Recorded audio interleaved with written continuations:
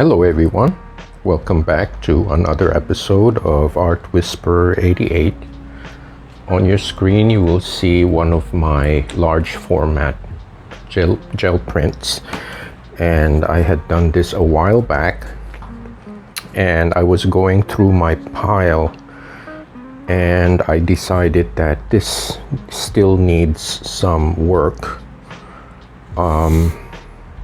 Although the colors are attractive, I find that it still lacks contrast, and I will demonstrate this to you in a black and white photo which I took.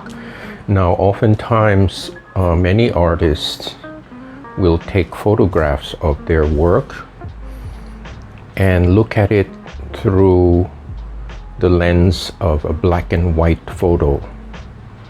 And sometimes you realize certain things that you don't see at first glance when you strip the color away.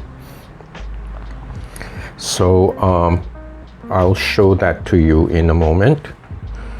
But I went through my pile of scraps again, and I thought that by introducing black and white elements, I can make this print a little more interesting, because to me a print is like telling a story.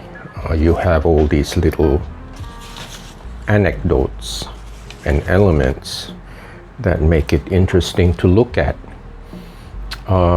When there is too much of sameness, I think it tends to be boring, and I think it's more interesting when you have some different elements going on to engage your viewer. So anyway, I have here a warm-up piece of circles, which I think will look good here. And this is a piece of tissue that I had cut up. And this is also warm-up exercise, and I think it will look good there. And then as contrast, I've always liked this striped texture and these shapes, so I'm placing it as a counterbalance here. And then this is a scrap of stencil that I did last year, so I think that would look good here. This, I have a little bit of a smudge there, and I thought I'd do a little camouflage like so. I think it will be an interesting element up there, kind of like a rooftop on a house.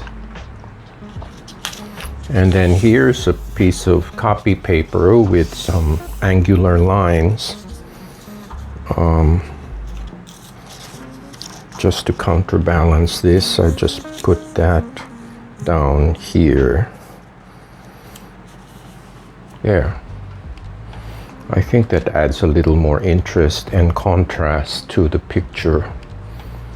So I'm gonna go ahead and mount this first. This is the tissue paper. So I'm going to get my my pad.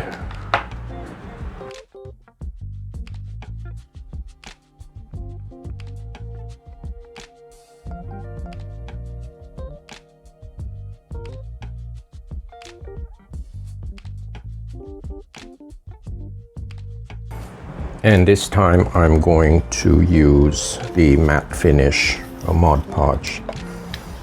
I'm not going to use high gloss.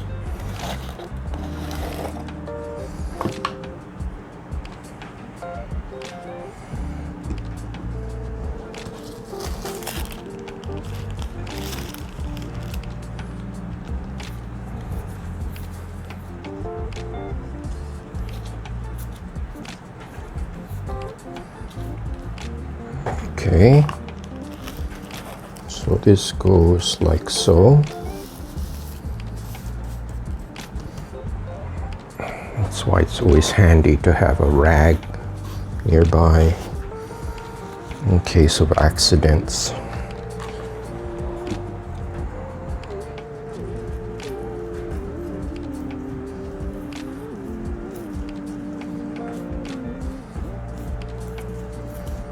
Again, I have to mention that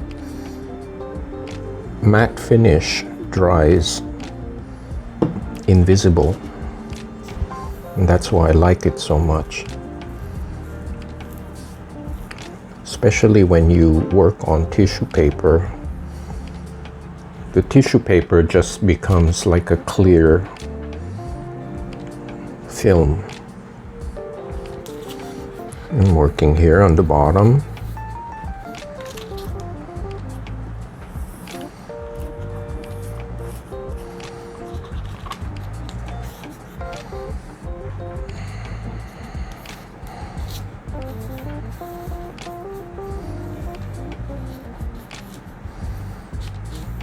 Okay.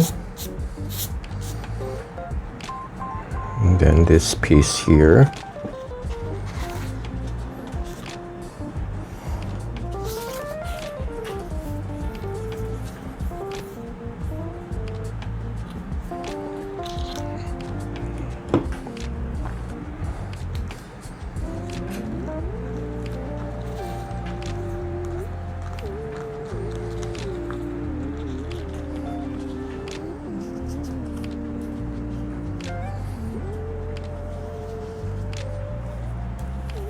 I have a fondness for this shape.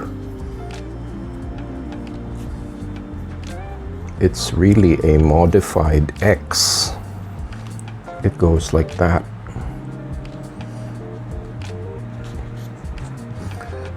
And X's and 8s have always been a part of my imagery.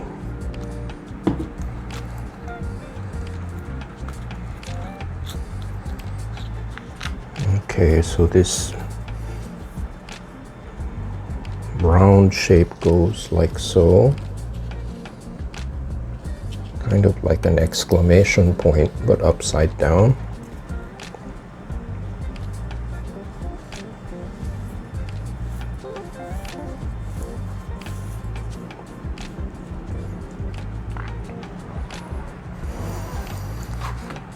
Okay, moving upwards, let me pull this down so I have better reach.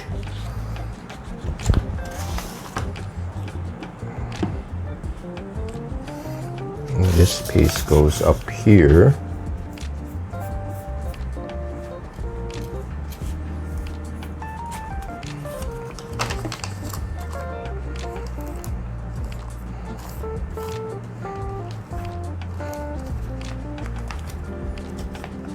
Like so. Another imagery that I've always liked are circles. All the different variations of circles, half circles, ellipses, ovals. Okay. And then last is this little, it's kind of like a doctoring anyway, just to hide this smear here.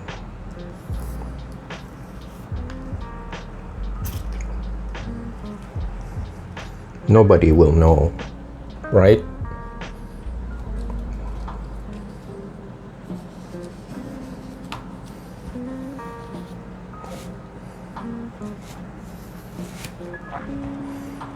There we go. It's a simple makeover for, I wouldn't call this an old print, but it's a print that was done last year to demonstrate different layers of color with stencils. But in terms of value, value, meaning the difference between dark, the darkest of which is black, and then moving up the scale, you have black, dark gray, medium gray, light gray, and then white. So that's like a whole range of values. And I think by adding these guys, it adds some punch to the image. So I will air dry this and recap.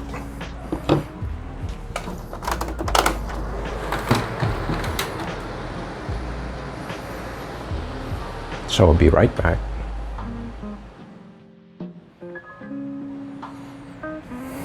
Okay, it's been a few minutes and this has dried really nicely, and the tissue actually disappeared. It's just the black lines that show. So anyway, so here is the new and improved piece, and I'm quite happy with it. I like the contrast of the black and white to the color, and I think it does add a lot to the narrative. So I hope you like this short demonstration of how to jazz up a boring print, and please like, share with your friends, and I hope to see you next time.